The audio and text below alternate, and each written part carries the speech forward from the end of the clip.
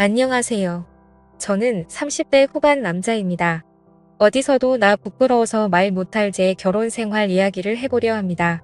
아내의 외도 사실을 알게 되었습니다. 그럼에도 너무나도 뻔뻔하게 나오는 이 여자 도대체 어떻게 해야 할지 인생 선배님들께 조언을 구하려 합니다. 욕이라도 좋으니 고견 부탁드립니다.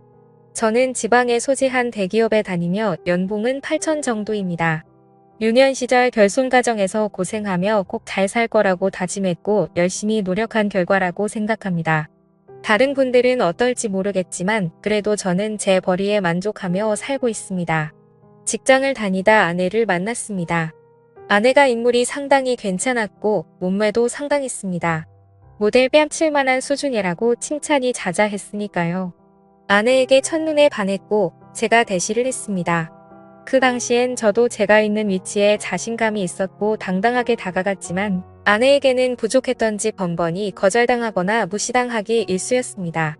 지금까지 열심히 살아온 인생 무서울 게 없다 생각하였고 승부욕이 발동되어 끝까지 대시했습니다. 어떻게 보면 참 모질이 같아 보였을 수도 있겠네요.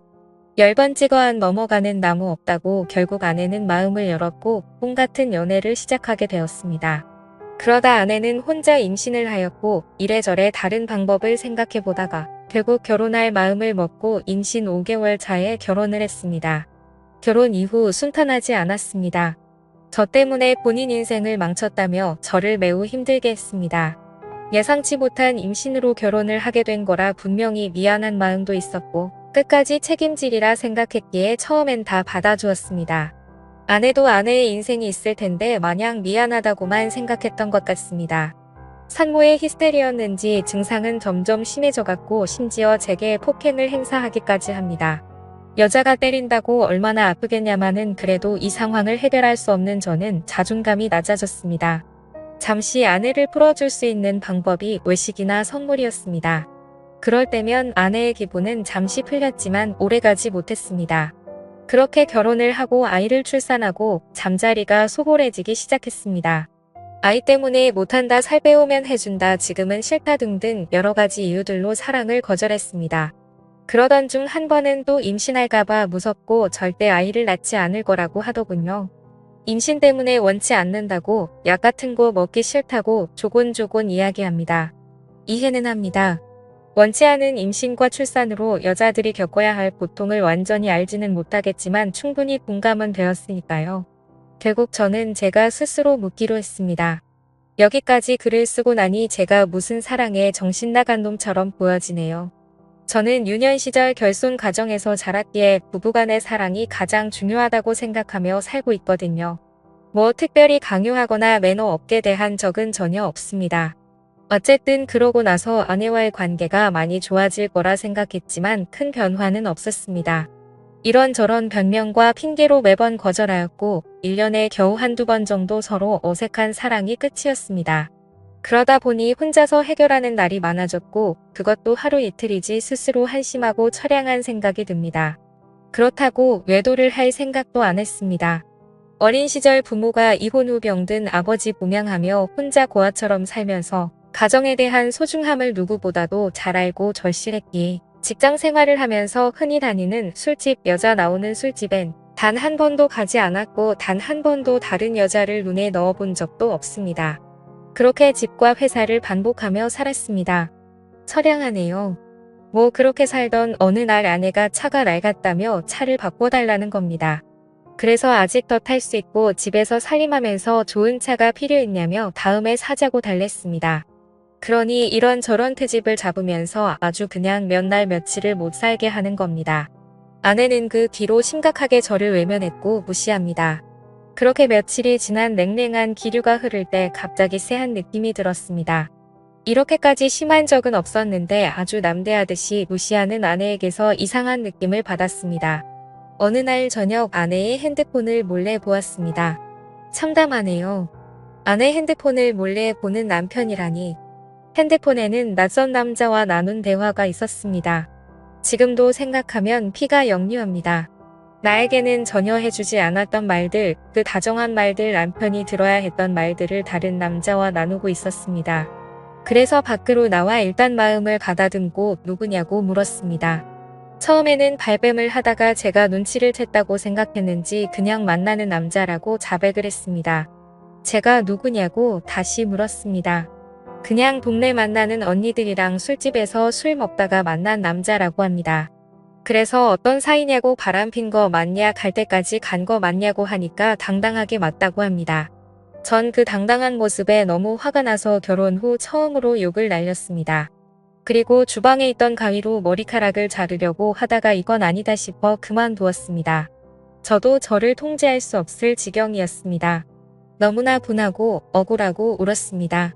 집과 회사를 반복하며 힘들게 가정을 위해서 살았던 저인데 정말 분했습니다.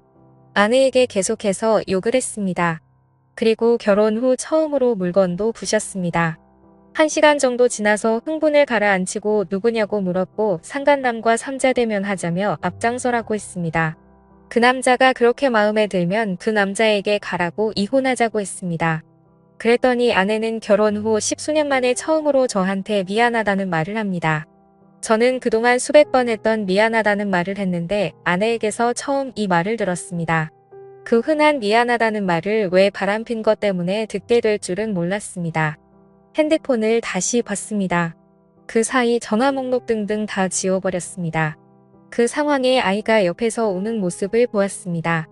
아이에게 못 볼 꼴 보여주는 것 같아 너무 미안했고 생각을 정리하기 위해 무작정 밖으로 뛰쳐나갔습니다.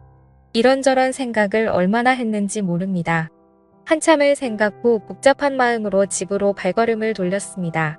그런데 아내는 돌변에 있었습니다. 갑자기 또 큰 소리를 칩니다. 너 이거 하나 때문에 앞으로 내 위에 서 있으려고 하지 마라. 딱 이렇게 그대로 이야기했습니다. 그러면서 당당하게 짐을 싸서 친정으로 갔고 몇 시간 후 장모님께 전화가 옵니다. 아내가 왜 집을 나왔냐고 물어봅니다. 저는 있었던 사실을 이야기했습니다. 그랬더니 장모님 하시는 말씀이 왜 핸드폰을 뒤져서 이 사단을 만드냐고 하시네요. 이런 말 같지도 않은 상황이 있을까요? 아무리 부모라도 그렇지 이 상황이 딸년을 감쌀 수 있는 상황인 건가요? 분통이 터져 더 이상 통화 힘들겠다고 끊었고 처형에게 전화를 했습니다. 미련하게도 혹시나 제 이야기를 들어줄 줄 알고요. 하지만 이미 소식을 들은 처형도 다를 바 없었습니다. 바람핀 건 잘못한 거 맞지만 제부도 물건도 부수고 난리쳤다면서요. 바람핀 거랑 폭행짓 하는 거랑 따로 봐야 되는 거 아닌가요? 그리고 제부도 사회생활하면서 어디 가서 2차 하거나 바람핀 적 없어요. 라고 합니다. 더 이상 대화를 할 수 없다는 생각이 들었습니다. 10수년간 저는 그 사람들을 가족이라고 생각했습니다. 하지만 집사람뿐만 아니고 그 가족들도 그냥 저는 무게중심 가족에 돈 벌어오는 기계였던 겁니다. 더 이상 기댈 곳이 없었습니다. 그날 저녁 아직 미취학인 아이가 엄마가 없다며 옵니다.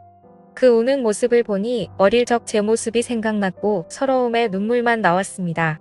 아이는 엄마한테 전화해달라고 보챘고 어쩔 수 없이 전화를 해서 바꿔줬습니다.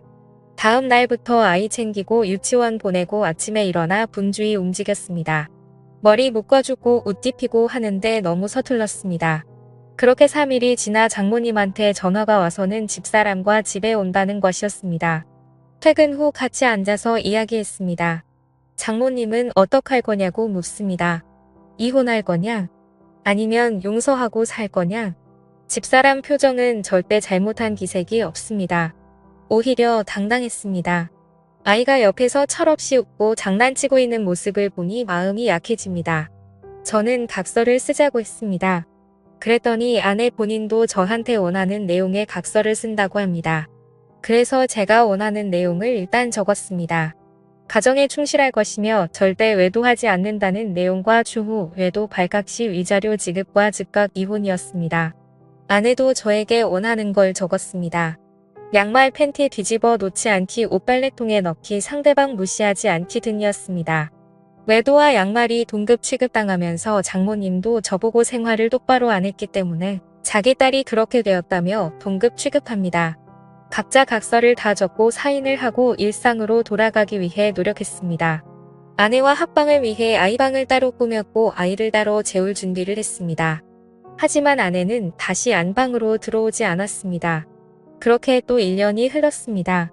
그 1년 사이 가해자와 피해자가 뒤바뀐 삶을 그대로 살고 있습니다.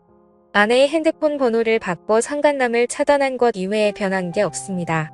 아내는 철없는 아이를 데리고 다니며 이상한 사이비 종교도 다니고 있습니다. 제가 미쳐서 그런가 싶기도 한데 지금 있는 아이도 내 아이가 맞나 생각까지 듭니다. 사실 닮은 구석이 하나도 없습니다. 그래서 머리카락을 몇 개 뽑아 친자 확인까지 준비했으나 만약 사실이든 아니든 아이에게나 저에게나 모두에게 충격일 것 같아 진행을 포기했습니다. 유년 시절 결손 가정에서 고생하며 바랐던 소박한 가정을 꿈꿨던 그 소망이 깨질까봐, 그리고 아이의 인생을 망칠까봐 판단이 잘 서지 않습니다. 전 어떻게 하면 좋을까요? 많이 곤고 굶은 힘든 상황이지만 제게 슬기롭게 헤쳐나갈 지혜를 부탁드리겠습니다. 긴 사연 들어주셔서 감사합니다. 여러분의 생각은 어떠신지 댓글 달아주세요. 재미있게 시청하셨다면 구독과 좋아요 부탁드립니다.